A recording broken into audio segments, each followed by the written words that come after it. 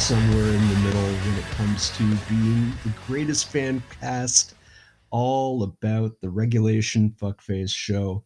This is Deep Lore About Nothing.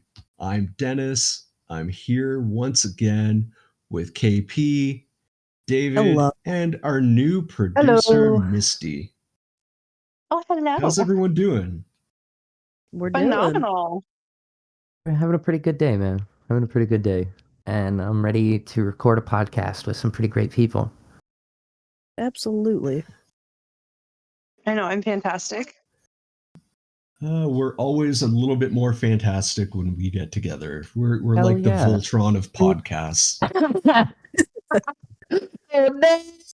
Every time I And think if- of Voltron now, it just triggers the Tucker line in my head from Red versus Blue. Church, women are like Voltron. The more you hook up, the better it gets.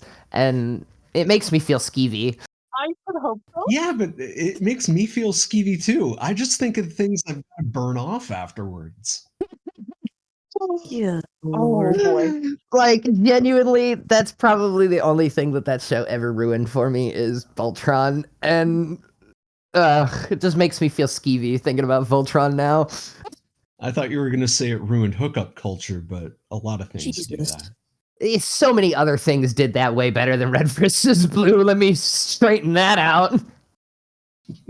Probably about the script Oh. about you. Well, Ruin Voltron is like 2014 Tumblr culture. I am terrified Oof. to touch that show. Ooh, yeah. Been there, done that. Certainly got the t-shirt. Well, speaking of being there, getting that, and buying a few t-shirts along the way, we've noticed when we're doing our recordings that we talk way more than necessary, and when we wind up editing the episodes, they wind up being two-parters. So we're going to try to shrink that down a little bit. And so today we are going to start by talking about Fuckface episodes 13 and 14. If we get further, we get further. If we don't, that's okay. That's what our producer's for, keeping us in line. Yeah. We are so we're whipped. tight. I run a tight ship. Yes, ma'am. Sorry, ma'am. Hey, we absolutely. I'll drop and give you 20.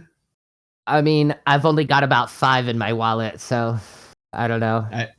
I was thinking more like push-ups, but I'm used to being coached. I got a paper clip and some pocket lint. Take it or leave it. Favorite. Throw in a button and I might let it slide. I'll see what I can find. I've got an empty cheese wrapper and a chewed-on dog bone next to me. Oh, I thought those were the things in your pocket, Dennis. What the fuck? I currently I'm searching pockets now. I have nothing in pockets. I have nothing in my pockets either at the moment because I got home and I Pockets. And I still have things. got home and I changed out of my real people pants. And you know what's better than doing really, really bad intros like this where we never get to the point? Is in episode 13 of Fuckface, they tried doing dueling intros right away. Yeah, they did. Wow. Mhm. That was so good. I had re-listened to that episode a couple of times just because I wanted to rehear that intro because it was so good. Like, wait a minute, there's an intro here, but then Jeff does his own intro. They did forget what episode number it was again, because Gavin attempted to do the intro at first. And That's okay. We can't get it right either. we Yeah, can't. didn't Gavin call it episode 11? He called it episode 11, yeah, and then they kept arguing about whether it was episode 12 or 13, in fact, and Eric It's kept insisting that it was counts. episode 13. You just add them together, it's 25. It's okay. Yeah. I told you, You we get gotta just start giving random numbers. At the rate Welcome we're to- going, we might have to do that with our show. Welcome to episode 42 of Deep Lore About Nothing, everybody. If you're ever confused what episode you're supposed to be on, Will we survive that long? If we're ever confused on what episode we're supposed to be reviewing, I say we trust Eric. Definitely trust Eric. Eric, under the guise of RT, was a very, very organized, very he was a very adamant person about like making sure things got done. And now, like post Rooster Teeth, he's even more so like that. But he's a little stretched thin, and I feel bad for him. No. He doesn't have as much. He doesn't have as much assistance from other departments, so to speak. He is the department. He is Yeah. the department. He is the producing department for what is it? 3. He does 3 he produces 3, and then he's on another one, right? Major producer on Regulation Fuckface now. Yeah, Also 100% Eat. that's right. What are some of the other ones? I know he's on the Character Creator podcast. Oh yeah. Like he's on that as one of the hosts.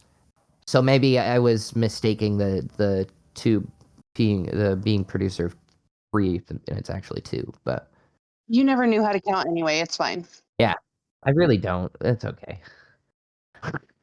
Counting's hard. It hurts my head. English is hard. Well, you know what Every else hurts a story. head? Is a root canal. And Jeff needed a root canal. I have a quote from Gavin Free about the root canal, and it's after Andrew starts talking about comparing the sizes of things and the human mouth, and Gavin says, compared to the human mouth, all women are large. I remember him saying that. Because Jeff had 2 like full-grown women just digging around in his mouth trying to do that root canal. And Gavin was very confused by Andrew's comment. And he said, compared to the human mouth, all women are large. Especially when we're trying to fit our fists in your mouth. Yeah, but imagine having 2 human fists in your mouth. No, I'd thank pay you. my money for that. Like, person. I bite. Jeff Same, had both those women's hands in his mouth. I was For gonna say, dental I- purposes. For dental Go ahead, purposes. JP. Yeah, let's. Yeah, should have added that. Thank you, Dennis. I have a story kind of in line with that. So, my personal life, I kind of have like one or 2 heart problems that I'm trying to figure out, and then I had like a heart monitor, and then I had an echocardiogram the other day. Oh my god, most awkward experience of my life. They had like leads on my body, and then this very nice lady took the ultrasound machine and was just kind of feeling around, and she had me like laying all different ways. I was so uncomfortable. She's like, sorry, it's harder to see the heart on like a younger person. I usually see older patients. I'm like, okay, that's great for me. And then at one point I was laying flat on my back, and she goes, okay, I'm gonna look like, I don't know, somewhere like right above my stomach. I'm gonna have to press kind of hard. This lady felt like she was trying to dig through my sternum to see my heart from inside of me. Oh no. She was pressing that hard, and I'm sitting there like, oh my god, please, lady, you're so nice, but please stop. Talk about an elephant on your chest. Jeez. Pretty much. And I'm like, I hope you're seeing what you need to be seeing, because I don't like this. Oh man. Just a few extra pounds of pressure, you'll be feeling my heart. Oh yeah. For real. You'll have it in your hands. You'll be able to start it yourself just by I'm squeezing. getting permission for all this. Chill out, please. He said, KP, eat your heart out. No, wait. Scratch that. I'll do it myself. Don't worry, baby. I'll take care of that for you. Like that scene from Dumb and Dumber where he like punches the guy in the chest and he rips his heart out and puts it in a paper bag. Yeah, exactly. That just brings me back to Indiana Jones and Temple of Doom. That Your was my heart? mental image. I'll take it out for you. A heart in a bag of sand. Pocket sand. We are Yeah, but So don't off do topic that. here. It's so off track. We want to treat all of our own hearts with respect, and preferably others, but definitely don't want to take KP's heart and stuff it in a bag and cover it in perhaps pocket sand. That Don't take my heart. I kind of need that. Otherwise, I yeah, don't think... weren't we talking before about like it was heart splinters from eating the pencils? Heart So like splinters from eating the pencils. Splinters. Yeah. Maybe that's what I got going on. I got heart splitters. Heart splinters. Do you regularly eat I don't- pencils? I don't know why. Yeah, KP's our Andrew Panton, but Oh, hell no. the one that Please, managed no. to the one that managed to wind up in the correct universe where he actually eats the pencil. A nibble here and there, it's fine. I mean, they also said you need to get more fiber in your diet, so sue me. It should have been way more specific. Well, speaking of specific, we had to define in episode 13 of Fuckface. Oof. What does it mean to be a vertical wiper? Are you guys a horizontal or vertical wiper? How does That's one my become big- a horizontal wiper? A big question for you guys. You're real flexible. I'm gonna plank on the toilet seat while I wipe. Wouldn't you have to plank and then turn yourself, and then, like, rotate yourself 90 degrees so you're technically laying on your side for it to be horizontal? Well, I also love how Andrew Panton fully admits to just like, oh, I'm done shitting. I'm gonna fully stand up to wipe my ass. Does he also, when he goes to use the urinal, does he take his like shorts because he doesn't wear pants? Does he take his shorts and his boxers, drop them to the floor, and then pisses? Like He's does he gotta. do that as well. He's gotta. Just bare assing it right in He's the bathroom. gotta. He's Ugh. gotta. I That's a don't. display of dominance. Come on. No. That's a display of dominance I don't Yeah, want. me there. Okay. I couldn't And imagine I've being gotta the guy say- walking in and being like, bare ass. No, thank you. I'm turning around and walking out. I suddenly don't have to pee anymore. Like there's a guy in the show Letterkenny. His name is Alexander, and they don't directly say like what kind of mental disability he has, but it's clear he has some kind of mental disability. But like they're at the bar and they go to take a leak, and he's in the bathroom taking a leak, and his pants are fully just dropped to the floor, and he's bare assing it all the way, and I'm like, dude. Hey, whatever gets the job done. Truthfully. I don't understand.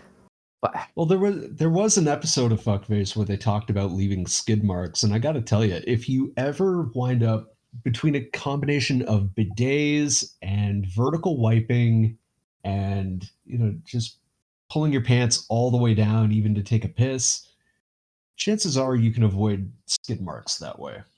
You should be able to. Yeah. You should be able to without doing a lot of that, but Well, I mean, okay. I don't understand how you could stand up and wipe your ass. And the fact that Jeff straight up admits to the fact that up until he started using a bidet, he would stand up and wipe his ass flabbergasted me. I mean, I stand up a little bit. I get like hovering. Yeah, You don't have- hovering a little bit I totally get, but wholeheartedly standing up, like just as Andrew says, vertical. Okay, that's insane to me. I proudly. Hey, assert sometimes if that. you're a big person, especially if you're a bigger dude, sometimes you got to be upright because you can't get enough of the angle. I can get the angle. I'm just afraid of like as I'm going under, like if you're going through the front to get to the back, like sometimes you worried gotta go about through the front door to get to the back door. You Fair don't enough, want yeah. your hand deep in that toilet. Yeah, no, I You want to suppose go that's around the that's back. fair.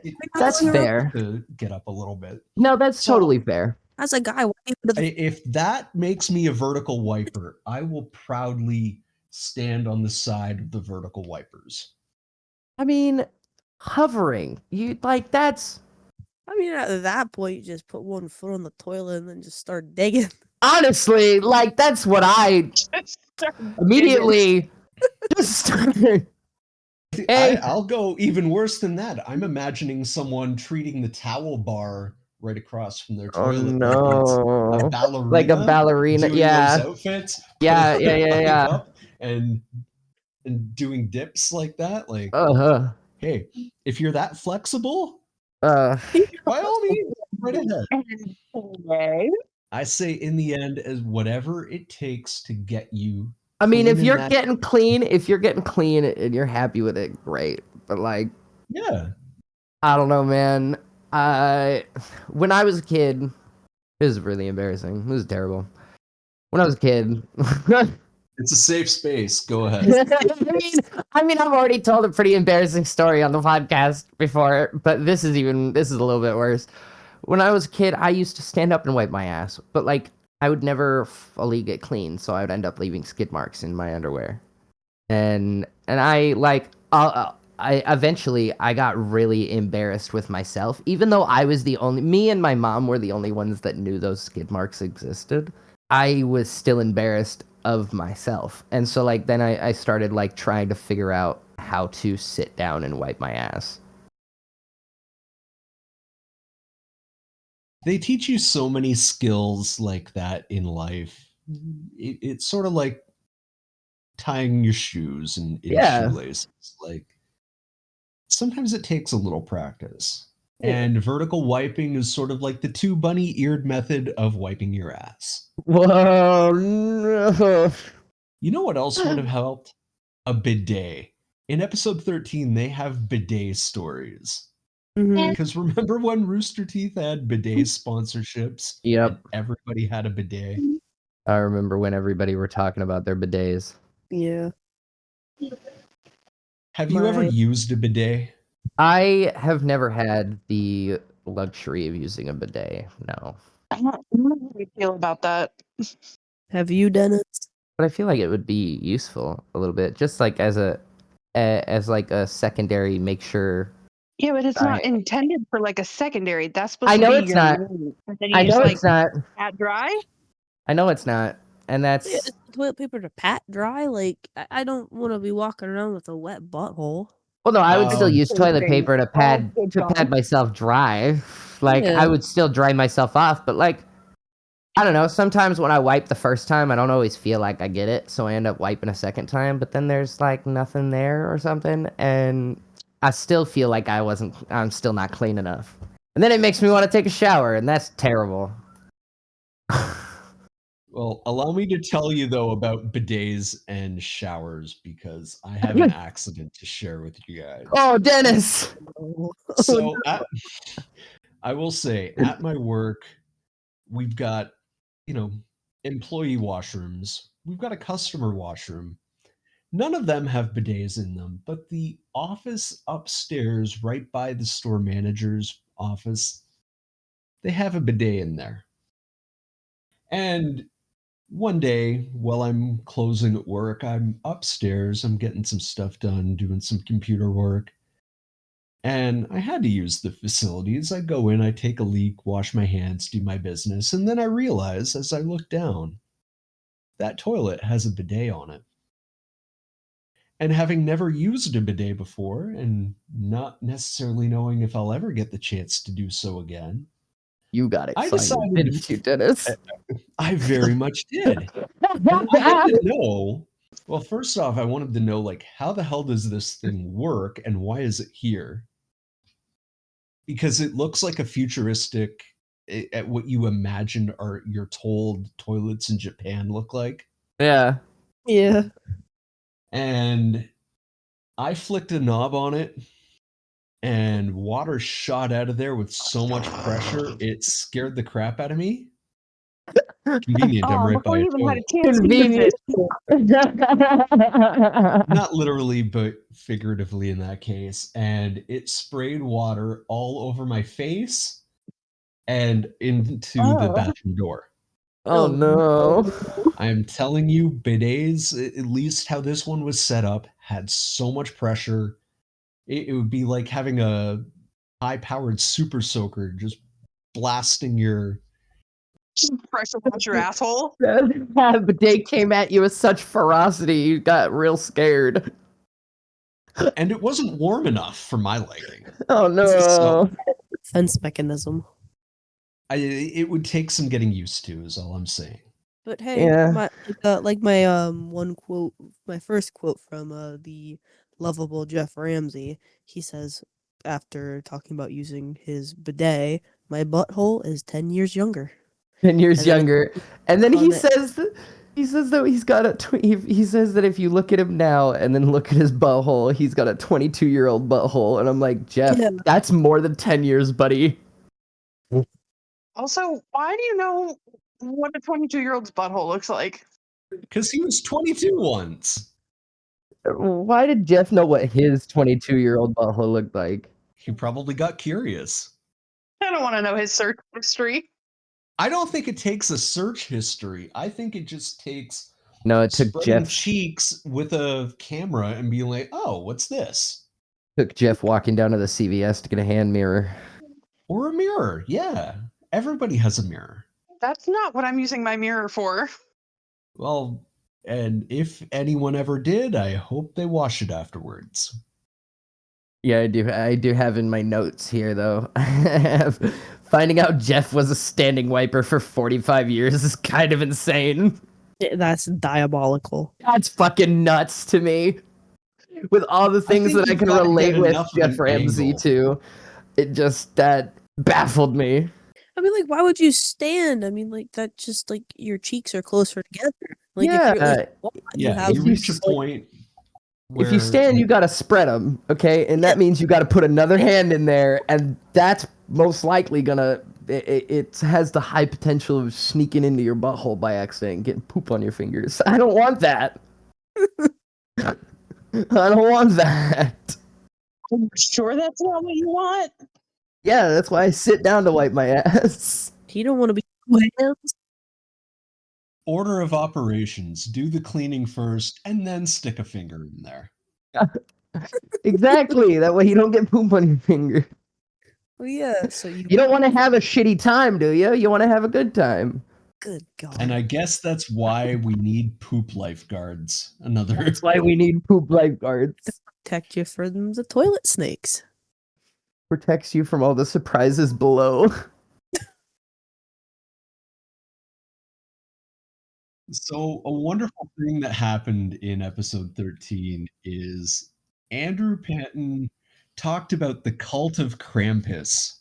He made his own Discord server for some of his people that replied to his "How are you doing?" tweet from a few episodes ago, and sent them on a magical journey of riddles and apparently sea shanties.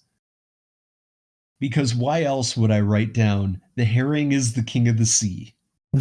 I have I have here in my notes that Millie was actually a part of that Discord for a while. Like Jeff's daughter Millie had gotten added to that Discord server for a while, and Andrew thought that it was somebody it was somebody just trying to act weird and whatnot, and so he kicked her out of the server and didn't realize it was Millie. Yeah, that was all part of some elaborate thing. Yeah.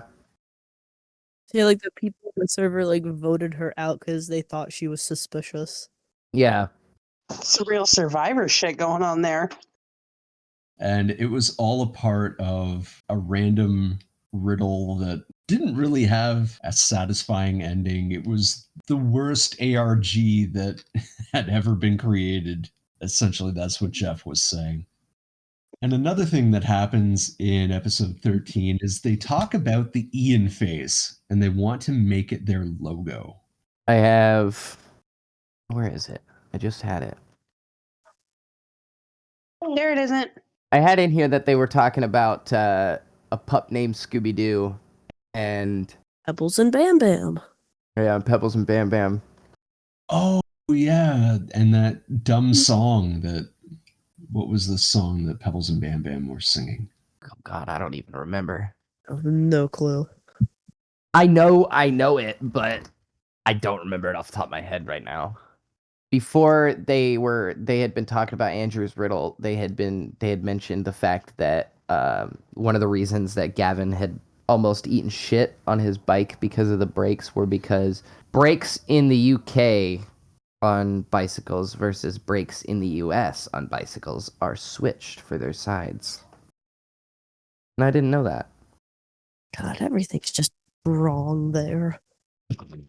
See, here's the real question though, KP. Is everything wrong there or is everything wrong here? Yes. Because we're technically the ones who came second. That's a loaded question. It though. is a I very think loaded it's question. wrong. I also mentioned the cheese rolling in episode 13. Yes, the cheese racing. Oh, here's my note for Andrew the. got to pick the cheese. Yeah, Did he he got to pick actually? the cheese. And this weirdly pays off in years later because Gavin said during this part that he wanted to record it one day. Yeah. Eventually, he was able to get over there and film the cheese rolling event in, I forget exactly where in England, but he was able to get over there, film it for his Slow Mo Guys channel. I remember watching that video. It was a great video. It was really funny watching all those people just eat shit down the fucking hill. I love seeing clips of like the downhill cheese racing and then like the people that just start like somersaulting and like just tumbling down. Has anyone died from downhill cheese racing?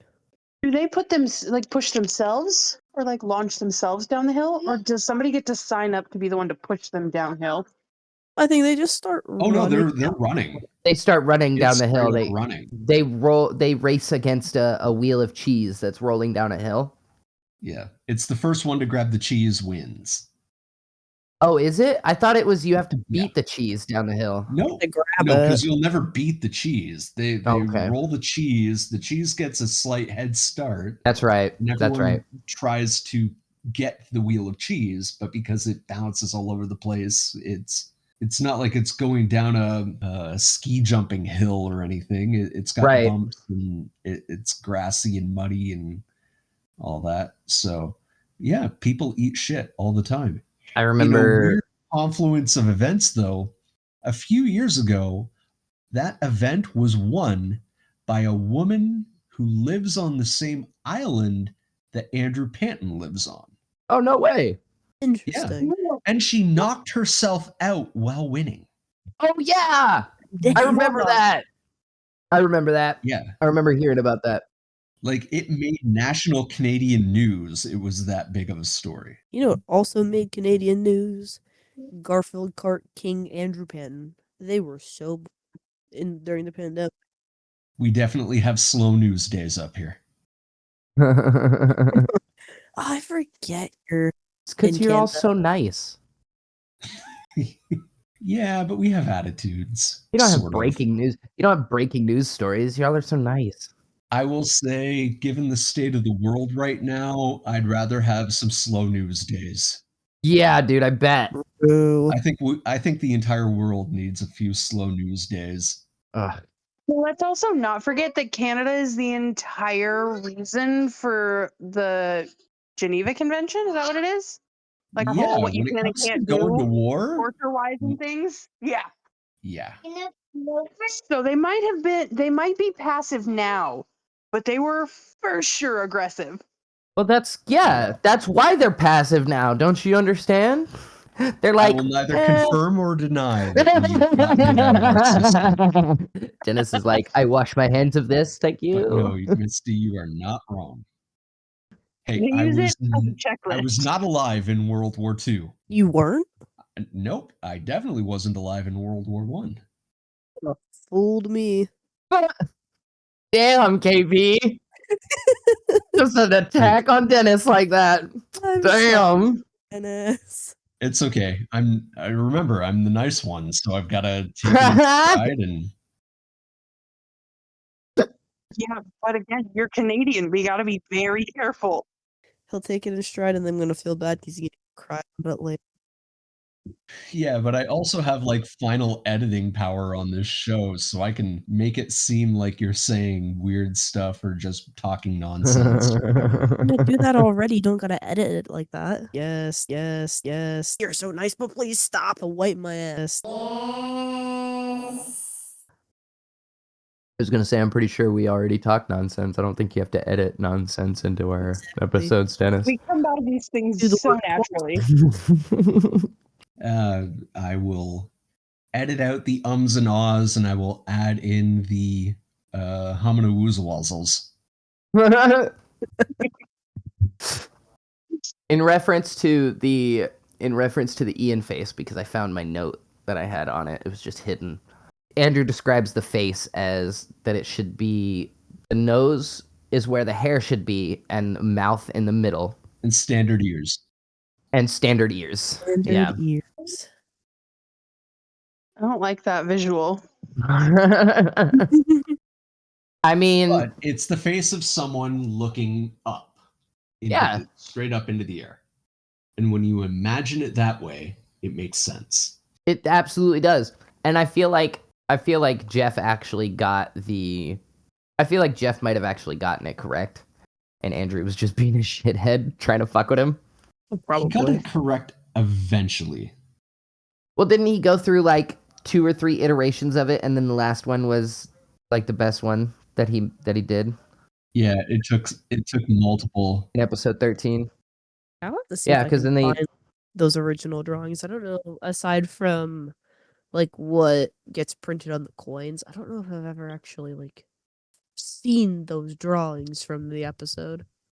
I was trying to listen to these episodes on YouTube because I know that they post the pictures of them, and they started to early on for their YouTube episodes.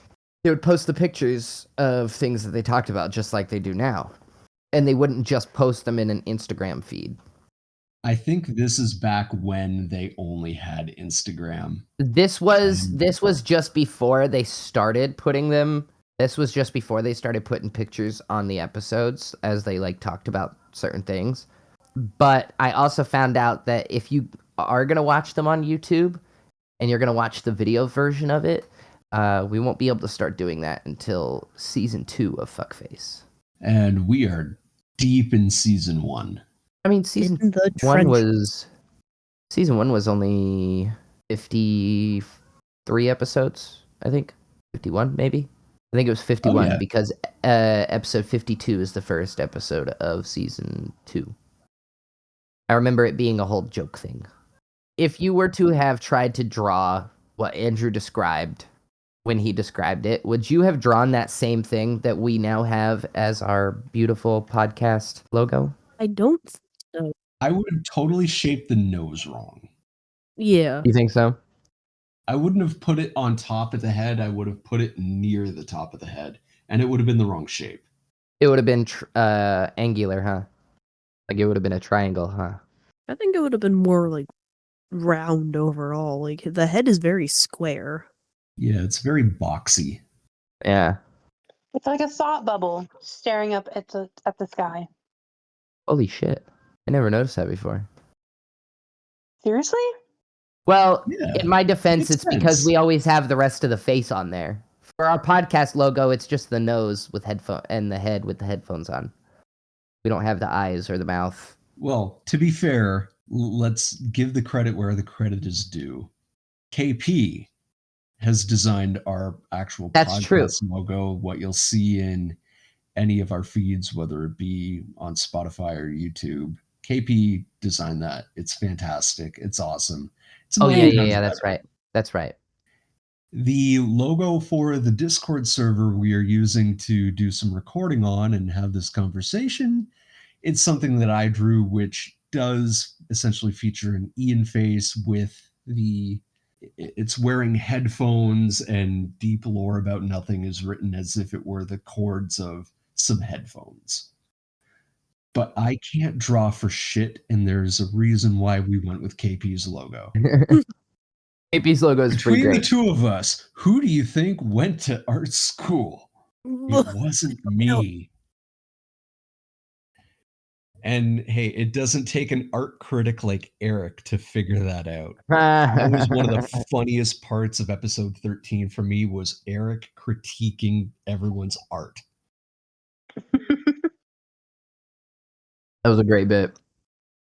Well, remember, we are still in the early days where Eric was more of a producer behind the scenes than being an on-scene or on-screen, on-audio talent. Yeah. So the moments he'd pop in to me early on were like, yeah, he belongs here. Absolutely. I always liked it in the early days when Eric would pop in, because like Eric was also one of my I never really got to see Eric a whole lot in content, but when I did, he was always a very enjoyable person to watch be in content. And like I did watch Mega 64 a little bit, but I was never a huge Mega 64 guy. And so the most that I've learned about Eric is him doing Face Jam and 100% Eat and then Fuckface and Regulation. And like, I mean, I knew a little. And whatever you do, don't at him. Don't add him or else I'll get blocked. Yeah, absolutely. I never want that. Do not But acknowledge them. apparently you can at Andrew Panton. I'm tempted to do that then. I mean, you totally should. Let's see if we get a response. I think we could find a way to reach out to the great Andrew Panton and just check in with him. Just do Yeah, Ask him see how how he's his doing. day was. Thousands of Twitter followers. How's your day going? Yeah, how's your day going, Andrew? And we'll get back and see what happens. That'll be an update for a future recording. Now I have homework. Mm-hmm. Now you have homework. Yeah. Feels like school all over again. Yeah, except this time it'll be like 87% less dinosaur talk. Damn it. It For did better remind or me for I worse, I don't should know. probably do my schoolwork. Huh. I'm scared for when I gotta do homework for this. I don't know what it might end up being. I've got a great quote from Gavin here. And I don't exactly this was when they were talking about the Ian face and they were trying to draw it. He says, "I'm going to get a piece of paper. Technology sucks." And I totally feel that. Like, I totally just, like, felt so seen by Gavin in that moment. I was like, yeah, technology does fucking suck. Yet you use it every day. Only because I have to. You don't have to play on your PlayStation. You choose that. That's true. Hey, at least it works. Yeah. Bam. Keeps me from going fucking insane, though. Does it though? Truthfully, I yes. have seen you go insane because of it. Thank you. That's more rage rather than insanity. I think that this is great, though.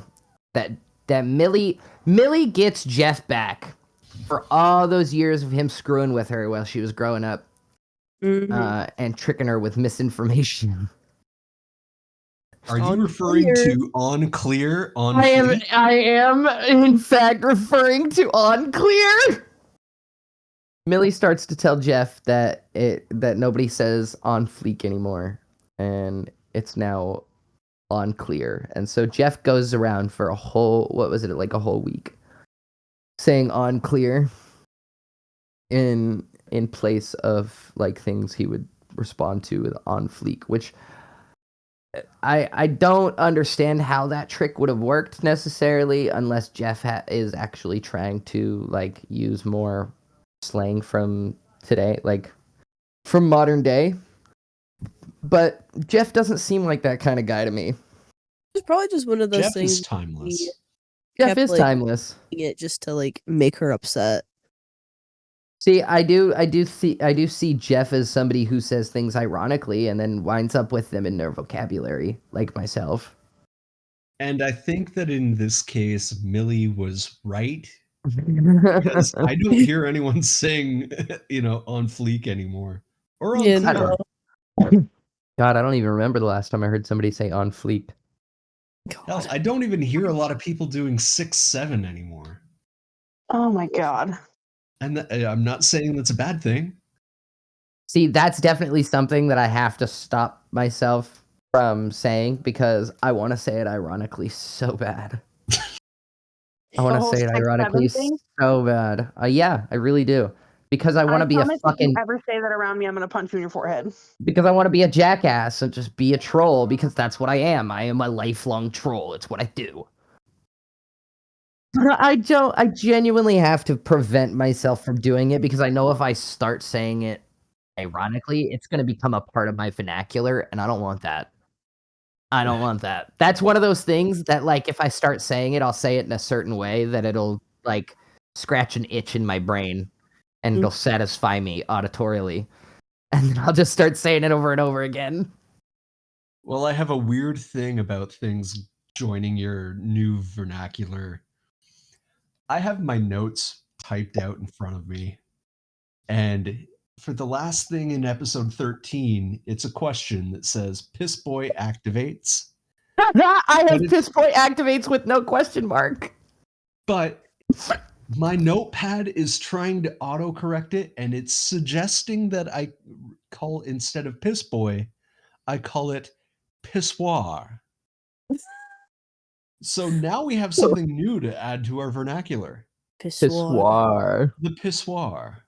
So fancy. Say my last note from episode 13 is yet again a Jeff Ramsey quote about like Andrew being activated. He heard a faint whiff of ammonia. How do you smell? Riddle me that, Batman.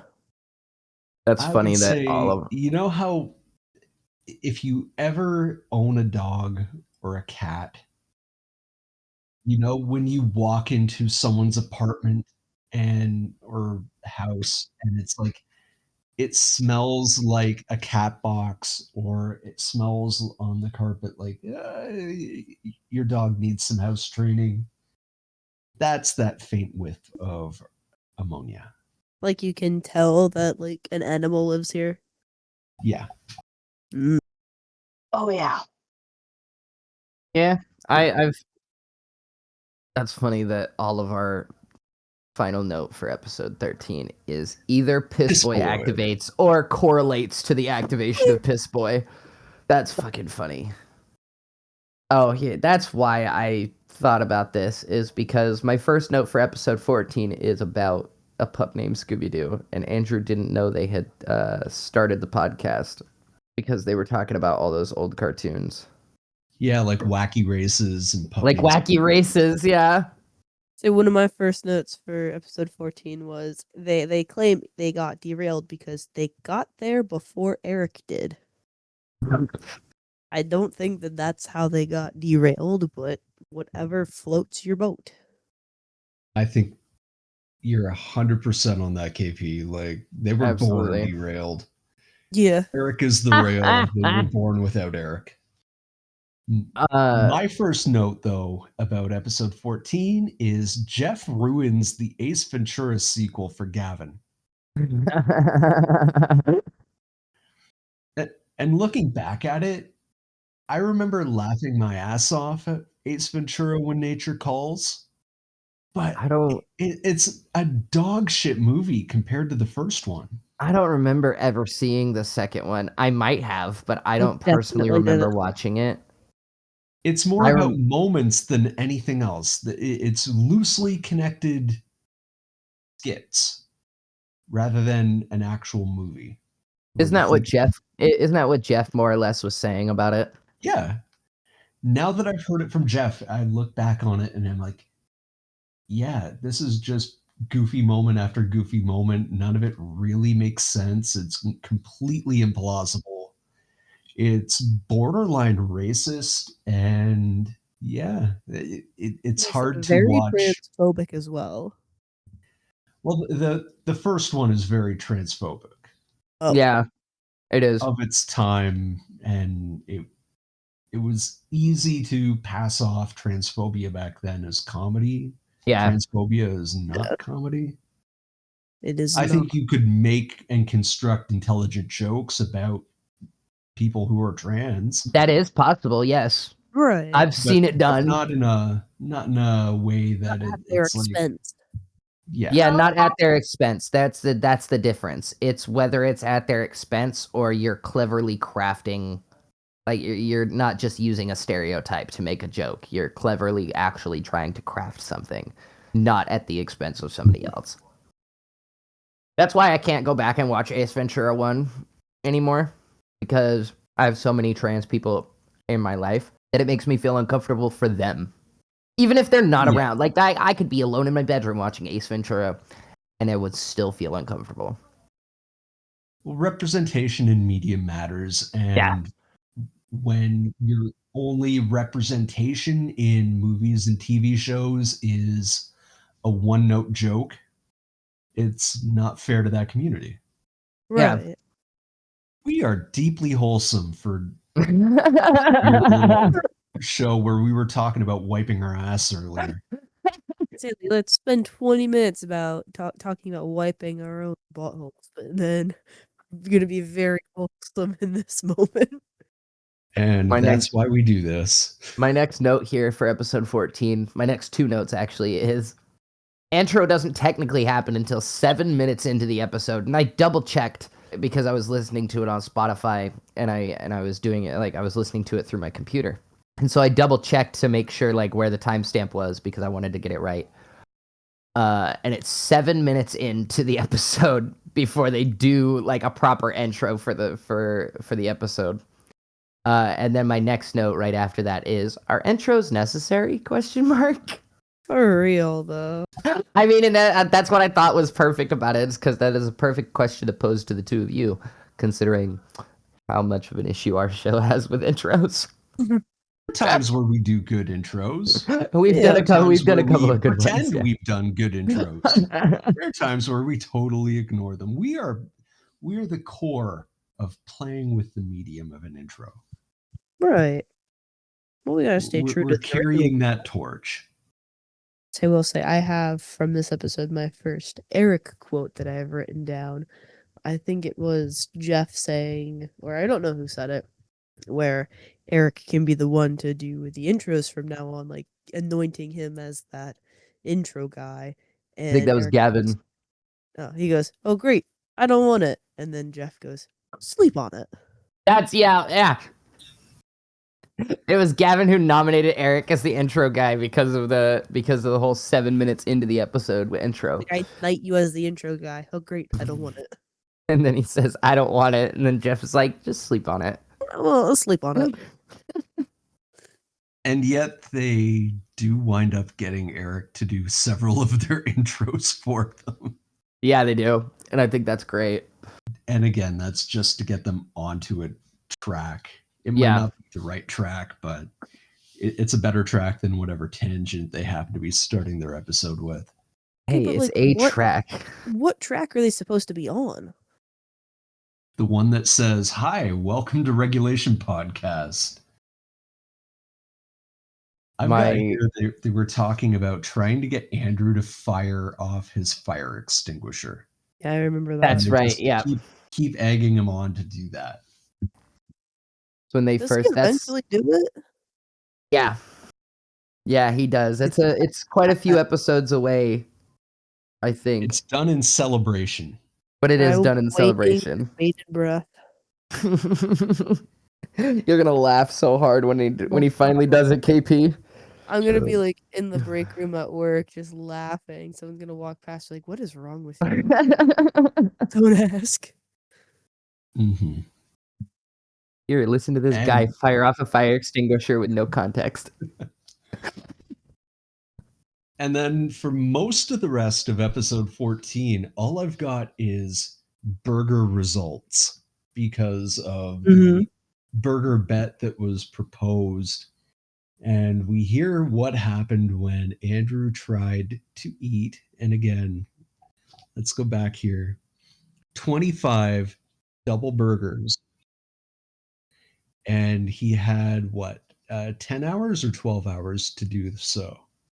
He had 12 hours to eat the 25 burgers. Yeah. But he was trying to cheese the results by having eaten the patties separate from the burgers. He separated the meat and the buns, and he just ate the hamburger patties. And then I've got here Andrew's crazy burger strategy is as a note. Yeah, insane to me. An octo burger. But he doesn't put another bun on it. He doesn't put it in. He doesn't put the whole stack of burgers in a bun. He just eats. He takes the patties. buns off. He's just like stacking the patties. Yeah.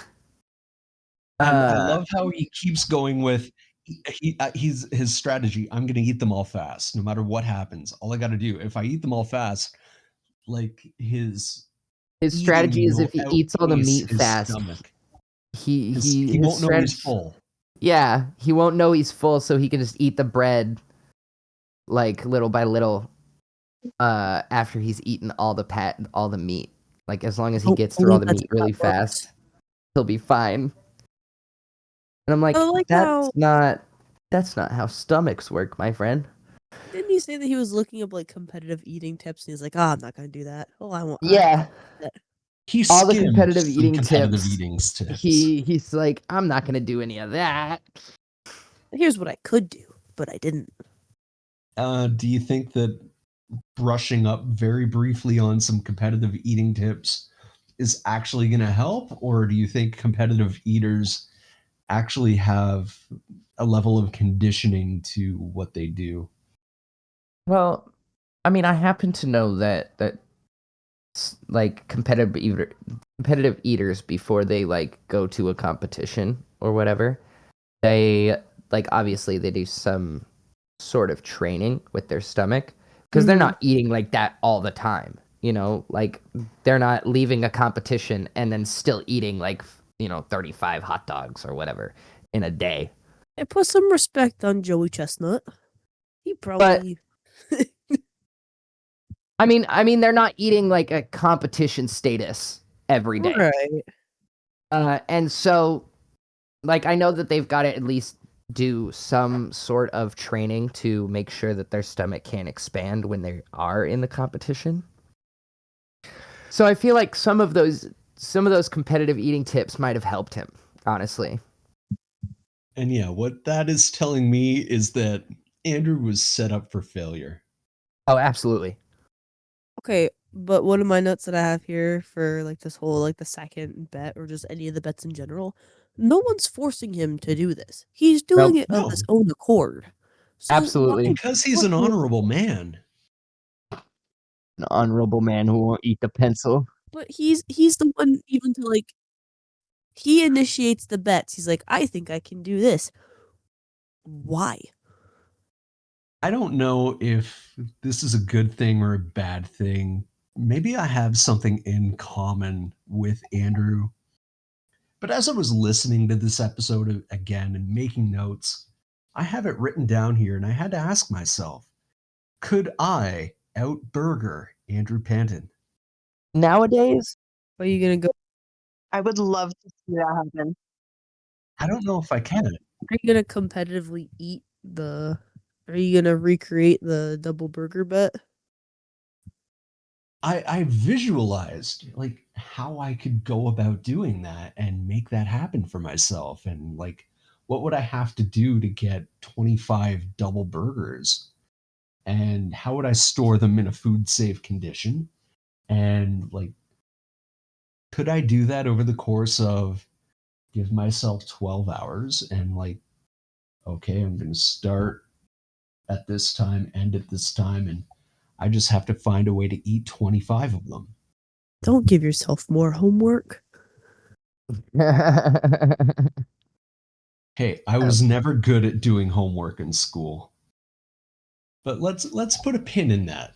And if I ever need to find a way to make some sort of a ridiculous kind of side content for this show, I will find a way to do the burger bet. Ugh, I mean, absolute mad. However, I am not saying anything regarding writing utensils at the moment. I was gonna say if you lose, does that mean you get to eat the pencil? So do you I have will to eat neither a confirm or deny. pencil? But Andrew's final tally was 44 patties. Holy crap. That's a lot of beef. That's a lot. Yeah. One can never ask him, where's the beef? Ever again. He is the beef. Exactly. No, instead they might have to ask, where's the pencil? Yeah, where is the pencil? Where is the pencil? But here we go about the consequences and final results of this bet. Because Andrew and Gavin, right after, they talk about the debt owed in a pure financial sense, the $100 swing. And I've got to ask, does this count as renegotiation? In fact, they completely forget the pencil stipulation in this episode. Yeah, they do. Yeah. And I would say if I were one of Andrew Panton's legal counsel, I would say that by referring strictly to the financial aspects of the bet, it would count as a renegotiation, and therefore the terms of the original wager are null and void. I think Andrew still has to eat the pencil. Andrew, I'm on your side. But I love that as a way for Andrew Panton to make some money, he creates a website called, quote, nottheroosterteethstore.com. And it's not active now, but I remember at the time going to check out nottheroosterteethstore.com.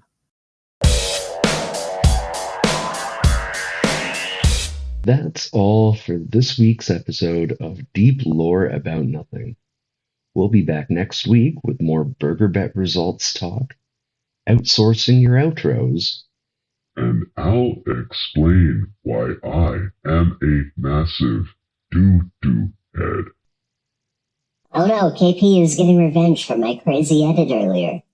Wait, you're starting the outro music now? Okay, so much more to say. Bring that on!